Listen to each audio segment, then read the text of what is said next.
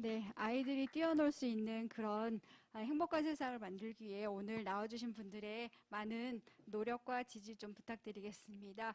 오영훈 국회의원님께서는 오늘 오셔서 같이 축하를 해주시기로 하셨는데요. 지금 외부 일정이 있으셔서 시간을 내기 좀 많이 어려우신 것 같습니다. 대신 마음으로 축하한다고 연락이 왔기 때문에 그 축하 저희 받으면서 이제 인사 말씀 마무리하도록 하겠습니다. 네. 우리 아이들이 학교 가는 길은 무엇보다 안전이 최우선이 되어야 합니다. 초록우산 어린이재단은 지난 3월부터 8월까지 통학로 안전을 매년 정례적으로 평가할 수 있는 어린이 통학로 안전지수를 개발해 전국 10개 도시 50개 초등학교의 통학로를 조사하였고 그 결과를 오늘 공유하고자 합니다. 지금부터 초등학교 통학로 조사 분석을 통한 스쿨존의 어린이 교통안전 증진 방안을 주제로 가천대학교 허억 교수님을 모시고 주제 발표를 하도록 하겠습니다. 가천 교수님 모시겠습니다. 제가 이 마이크라면 자꾸 김이 서려가지고서 이 안경에서 좀 마이크를 좀 벗고 좀 하겠습니다. 저는 가천대학교에서 국가안전관리 전공 석박사 과정을 운영하고 있는 허욱입니다. 정식 인사드리겠습니다. 제가 이 스쿨존에 관한 하는 아마 제가 가장 오랫동안 또 가장 이쪽으로 제가 또 석사 박사를 받았으니까요. 스쿨존 안전성 평가 모형 가지고 제가 박사학위를 받았습니다.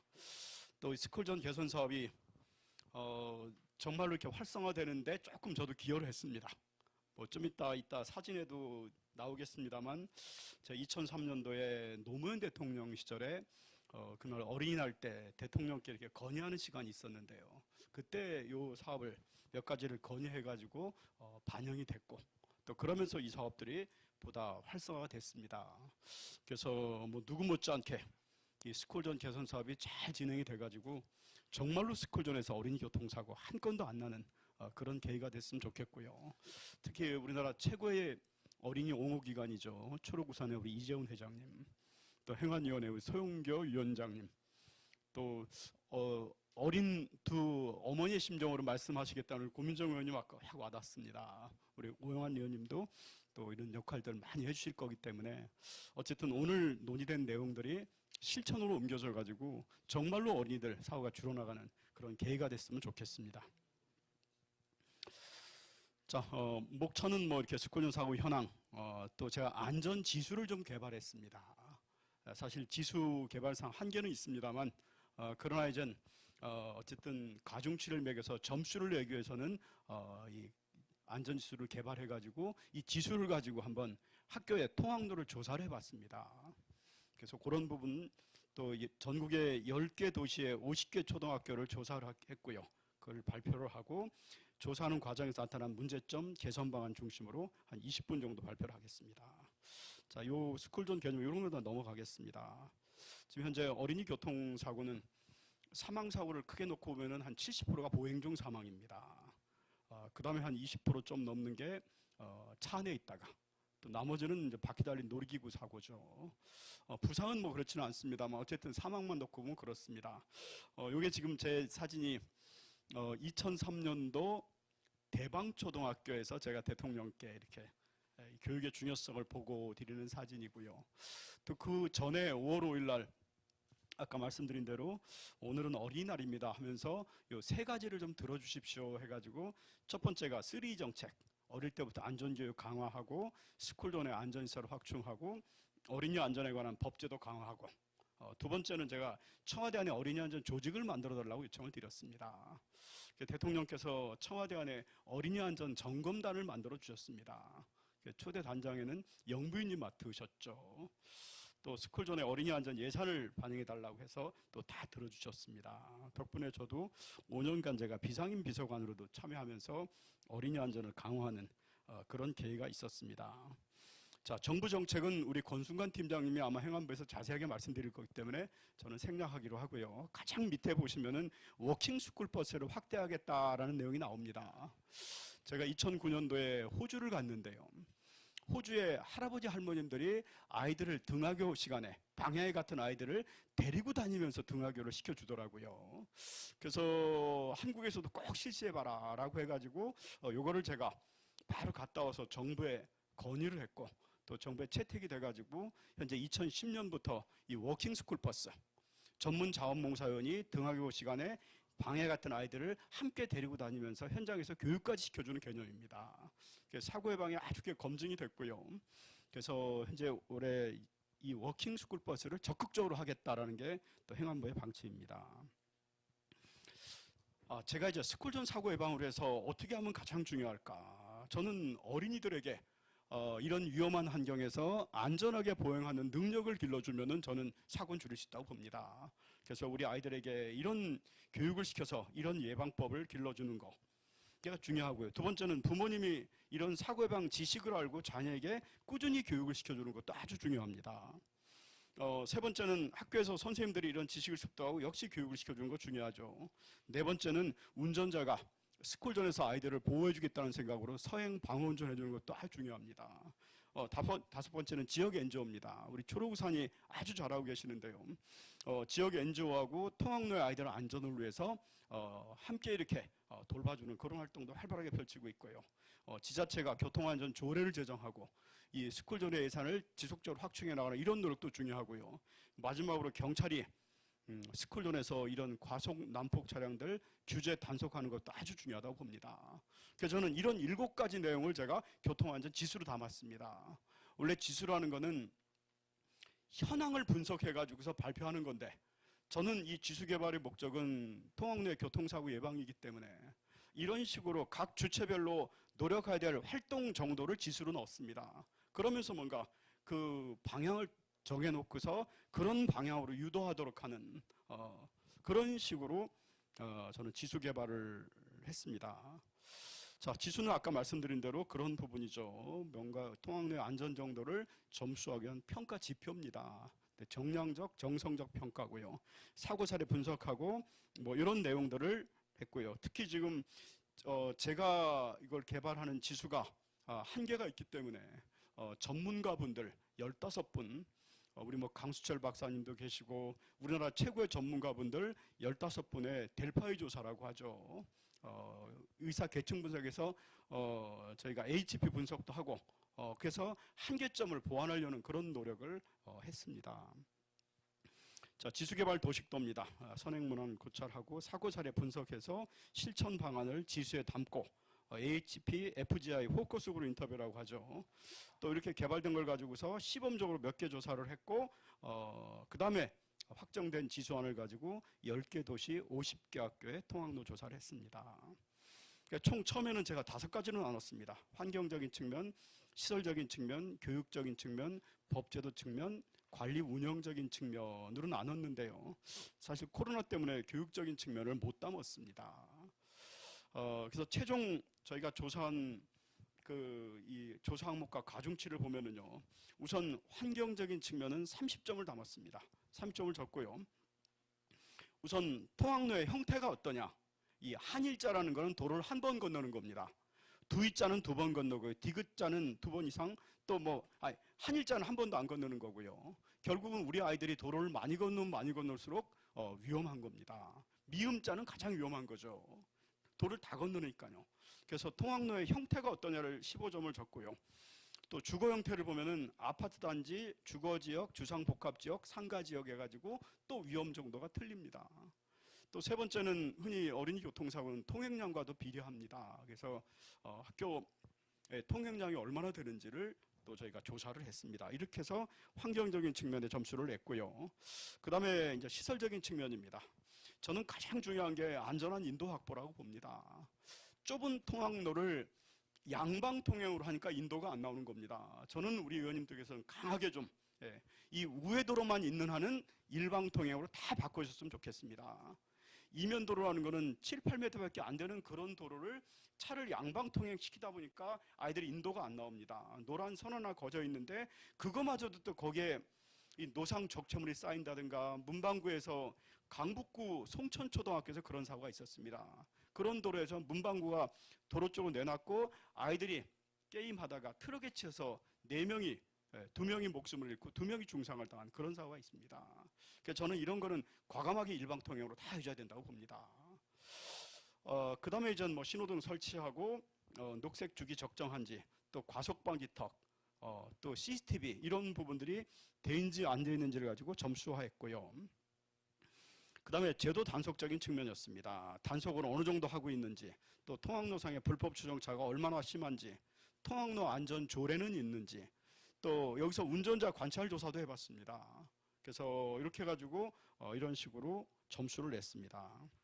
다음은 운영관리적인 측면입니다. 뭐 녹색 어머니를 운영하는지, 아니면 워킹 스쿨 버스를 운영하는지, 또 학교에서 가정과 연계돼가지고 이런 안전교육이 되는지, 우리 초록산이 광주나 이런 경남에서 연계하듯이 지역사회의 이런 연대 보호 활동을 하는지 안 하는지, 특히 또 어린이 관찰 조사도 했습니다. 그래서 아이들이 우측 통행하는지, 녹색불이 들어올 때 차량 멈추는 거 확인하는지, 결국은 이런 교육을 통해 가지고서 이런 능력을 길러줘야 되는 거죠.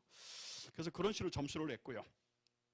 그 다음에 가점용이라고 감점용도 넣습니다. 옐로우 카페 설치가 되고 어린이 통학버스가 운영하고 이런 거는 좀 가점을 줬고요. 감점은요, 통학로에 인도 단절된 구간들이 꽤 있습니다. 가다가 갑자기 인도가 단절됩니다. 이거는 뭐냐면요, 간선도로라면은 비교적 넓은 도로고요, 좁은 이면도로로 들어갈 때는 반드시 횡단보도가 있어야 됩니다. 그런 부분이라든가, 인도 만들어 놓고 차도와 단차를 전혀 안 둔 경우라든가, 뭐 이런 부분은 감점을 줬는데요. 그러나 전체 점수에서는, 이번에는 실제 점수에는 반영을 안 시켰습니다. 고흥군 같은 경우가 이렇게 되면 빵점이 나올 그런 우려도 있었고 해서 일단은 그냥 이거는 참고 자료만 활용을 했습니다. 그래서 현재 10개 도시 50개 초등학교 조사한 내용입니다. 구로구, 동래구, 이 지자체 선정은요, 최근 5개년간 스쿨존에서 교통사고가 가장 많이 발생한 그런 지역입니다. 또 학교고요. 학교가 그런 학교가 아닌 데는 우리 도로교통공단, 또 전남 고흥 같은 경우는 고흥경찰서에다가 연락을 해가지고서 이런 위험한 학교를 받았습니다. 조사 요원들은 제가 또 어린이 안전학교 대표를 맡고 있는데요. 우리 어린이 안전학교에 교통안전 강사들을 다 활용을 했습니다. 이분들은 녹색어머니 활동도 오랫동안 했고 교육도 하신 분들이기 때문에 상당히 이런 쪽에 전문성을 갖고 계십니다.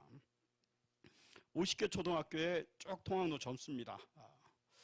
그 50개 학교 평균 내보니까 54.7점이 나왔습니다. 어떻게 보면 F입니다. F요.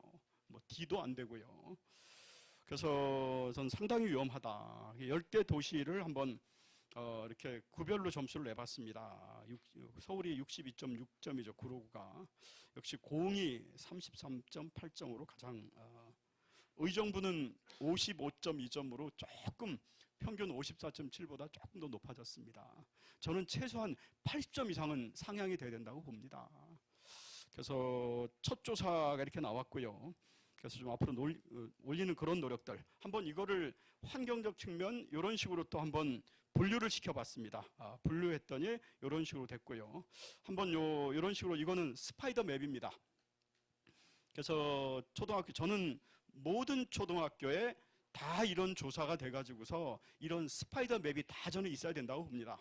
이 스파이더 맵, 거미지도라고 하는데요. 요것만 보면은 이 학교가 어디가 약하고 어디가 강한지가 그대로 다 나옵니다. 그래서 이런 식으로 스파이더 맵도 저희가 한번 구성을 해봤습니다. 광주 광산구 세종시고요. 의정부는 환경적인 측면이 30점 만점에 16.8점, 시설적인 측면이 35점 만점에 18.6점, 뭐 이런 식으로 나왔습니다. 자, 이 부분은 그냥 다 넘어가겠습니다. 그래서 어쨌든 전국적으로 54.7점이었고요. 제가 우리 자문위원들 도움을 받으면서 지수 개발을 하는데 그런 지수 개발에 한계가 있었습니다. 이런 이 가급적 주관성을 객관화시켜야 되는데 정량화시키기에 어떤 어려운 점이 좀 많았고요. 또 통학로를 일률적으로 판단하는 어떤 그런 걸 정해가지고 하는 것도 사실은 쉽지가 않았습니다. 그러나 이전 이 통학로의 어린이 교통사고 예방이라는 뚜렷한 방향성, 목적성을 갖고서 주관적으로 판단할 수밖에 없었고, 그런 부분을 보완하기 위해서 전문가들의 델파이 조사와 AHP 분석을 했다는 것을 말씀드리고요. 또 조사 분석상에도 한계가 있었습니다.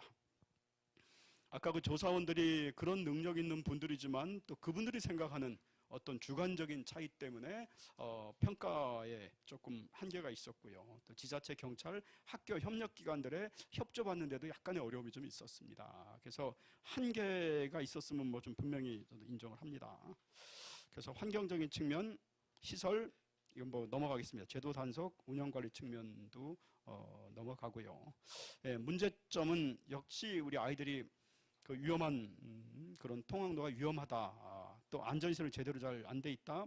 또 통학로가 어딘지 운전자가 여전히 잘 모르고 있고, 이곳에 내가 뭐를 지켜야 되는지 잘 모르고 있고, 시설도 부족하고, 또 여러 가지 있는 시설도 저는 매우 열악하고 또 잘못되어 있는 부분도 있었고, 인도를 만들어 놓고서 단차를 전혀 안 두고 있으면은 그 차가 인도로 침범할 수밖에 없거든요. 이런 부분도 상당히 있었습니다. 그래서 어쨌든 이 관리 운영적인 측면에서도 지역사회 연계 활동이 필요하고요. 지금 우리 우리 행정안전부에서도 지금 전수조사를 다 하고 있죠. 그래서 이런 문제점들이 저는 우리 행안부에서 전국적으로 조사를 하고 있기 때문에 앞으로 많이 개선될 거라고 좀 기대를 하고요. 그래서 그런 식으로 됐으면 좋겠고요. 자, 이제 마지막으로 이 어린이 교통안전 증진 방안에 대해서 말씀을 드리겠습니다. 자, 지금 이게 용의 이빨입니다. 예, 호주가 아까 워킹 스쿨 버스가 제일 먼저 실시한 나라가 호주입니다. 그래서 이 호주의 스쿨존 진입로에 이런 식으로 용의 이빨 표시를 해놔가지고 마치 운전자가 이 용의 이빨 안에 들어가는 것 같은 그런 느낌이 들도록 하자는 거죠. 저는 뭐 제가 방송에서 그냥 우스갯소리 우리는 용의 이빨 가지고 안 된다. 우리는 아예 뱀의 이빨 그려놓자라는 뭐 그런 제가 얘기도 했습니다만, 어쨌든 운전자가 어디가 스쿨존인지 저는 아는 게 가장 중요하다고 봅니다. 지금 민식이법 강화했는데 결국은 위반하는 사람 처벌이 목적이 아니라 내가 스쿨존임을 알고서 내가 서행하고 방어운전 해야지라고 생각하는 게 그게 중요한 거거든요. 그러려면은 어디가 스쿨존인지를 알려줘야 되고요. 저는 제가 생각하는 이 특단의 대책으로는 스쿨존에 있는 그 횡단보도는 싹 다 그냥 인도로 바꿨으면 좋겠습니다. 예, 스쿨존에 있는 횡단보도는 마운트업 횡단보도라고 하죠. 이 과속방지턱형 횡단보도를 하면서 아예 그냥 인도로 스쿨존에서만 이렇게 하자는 겁니다. 사실 이 횡단보도는 차와 보행자가 공존하는 곳인데 우리는 너무나 지금 이 교통정책이 자동차 중심으로 정책이 펼쳐왔습니다. 그래서 아예 그냥 스쿨존에서 이 마운트업 횡단보도를 인도식으로 바꿔주면은 여기가 스쿨존이구나라는 거를 쉽게 지금 시각적으로 너무 무뎌 있습니다. 표지판 같은 게서 아예 촉각으로 느낄 수 있도록 하든지요. 아니면 저는 흔히 트래픽 카밍 기법이라고 하죠. 이 지그재그로 가는 데를 해가지고서 속도를 못 내도록 하는. 그래서 운전자가 여기가 스쿨존이구나라는 걸 알 수 있도록 하는 게 저는 가장 중요하다고 봅니다. 그 다음에 아까 제가 말씀드린 대로 저는 통학로의 이면도로에 차도만 있지 인도가 없습니다. 좁은 이면도로를 보통 7, 8m밖에 안 되는 도로를 양방 통행을 시켜놓으면 인도가 나올 수가 없습니다. 저는 그런 거는 우회할 수 있는 도로만 있다면 차가 좀 길게 돌더라도 일방 통행으로 다 바꿔줘야 됩니다. 그러면서 보차도 경계턱, 가대리는 너무 비싸니까 보차도 경계턱을 설치해서 차의 동선과 어린이의 동선을 분리시켜줘야 되는 거죠. 그러면서 아이가 부득이 길을 건너가야 될 때는 상충 지점에는 아이의 보행 속도에 맞춰가지고 시속 5km입니다. 아이의 우리 보행자의 보행 속도는요. 그래갖고 확 낮춰주도록. 그래서 그런 식으로 저는 바꿔줘야 된다고 보고요. 그러면서 이 통학로상에 노상 주차장, 이 불법 주정차, 아이가 안 보이거든요. 여기서 튀어나오면 안 보입니다. 이 때문에 이런 거는 다 없애줘야 됩니다. 강력하게 단속해야 됩니다. 그 다음에 우리 통학로에 어린이 교통사고를 부추기는 위험 요소들이 지금 너무 많습니다. 횡단보도 앞에까지 설치된 노상주차장이라든가요. 횡단보도 앞에까지 설치되어 있으면은 바로 아이가 뛰어가면은 노상주차된 차에 가려서 안 보입니다. 이거 사고 사례 분석해 보면은 천천히 걷는 경우보다 사고이 18배가 높습니다. 그래서 이런 부분, 뭐 버스 정류장도 마찬가지고요. 아까 인도 단절국은 또 단차가 없어가지고서 차량 침범이 될 수 있고, 또 인도까지 설치되어 있는 노상 적치무들 역시 다 바꿔줘야 됩니다. 그다음에 스쿨존 내 아까 잠깐 말씀드렸죠. 트래픽 카밍 기법 저는 과감하게 해야 된다고 봅니다. 뭐 필요하다면 정말로 위험한 구간이라면 지그재그까지 이렇게 돌려가지고서 그래서 운전자가 쉽게 알 수 있도록 해주는. 전에 제가 그 독일의 프랑크푸르트의 리프라우엔 초등학교를 갔는데요. 보통 유럽은 우리가 이게 홀수차로가 많잖아요. 그 3차로인데 바로 그 학교 앞에 정문에 화단을 조성해 놨더라고요. 아예 도로를 하나 폐쇄시켰습니다. 그러니까는 그 앞에서는 병목 현상이 일어날 수밖에 없는 거죠. 그러다 보니까 차가 병목 현상이 나니까 우리 아이들이 비교적 좀 안전하게 건널 수 있는 겁니다. 저는 그런 과감한 대책도 필요하다고 봅니다. 그러면서 각종 안전시설을 설치해줘야죠. 그래서 저는 이 카파라치도 저는 참 찬성하는 사람입니다. 2000년, 2001년 카파라치 해가지고서 교통사고 사망자를 3,000명을 줄였습니다. 그래서 저는 이 스쿨존에서도 저는 우리 시민운동형, 그러니까 고발하는 것보다는 계도하는 이런 시민운동형 카파라치도 한번 실시해보는 것도 저는 좋다고 보고요. 또 뉴질랜드에서 하고 있는 이 스코럴 패트롤 제도도 필요하고요. 이 중에서 가장 중요한 거는 교육입니다. 교육을 통해 가지고서 이런 예방법을 알려주는 거예요. 제가 지금 20분이 딱 다 됐네요. 예. 그래서 우리 지금 프랑스의 보행자 면허증 주는 이런 체험 교육도 저희가 제안을 합니다. 그다음에 스쿨존에 호주식 워킹 스쿨버스 확대하고요. 통학로의 지자체별로 교통안전 조례 제정이 되도록 하고, 또 우리 통학로 안전지수 뭐 여러 가지로 부족한 게 많습니다만 보완해가지고 제대로 된 지수 만들어서 다시 또 조사, 매년 조사해서 발표하고, 그러면서 1경찰 1학교 전담제도. 경찰이 한 명이 안 되면은 모범운전자로 대체해서라도 이런 식으로 지속적으로 돌봐주는 그런 시스템. 그다음에 마지막으로 제가 지금 행안부의 중앙재난관리평가위원, 중앙재난교육평가위원으로 있는데요. 이 평가 항목에 이 스쿨존에 대한 이런 내용도 평가 항목으로 들어가면은 이 지자체에서 신경을 안 쓸래 안 쓸 수가 없습니다. 평가 잘못 나오면 페널티 받고 평가 잘 받으면 인센티브를 주거든요. 그래서 이런 부분까지 들어간다면은 통학로에서 어린이 교통사고 크게 줄일 수 있다고 봅니다. 이상으로 제 발표 마치겠습니다. 고맙습니다.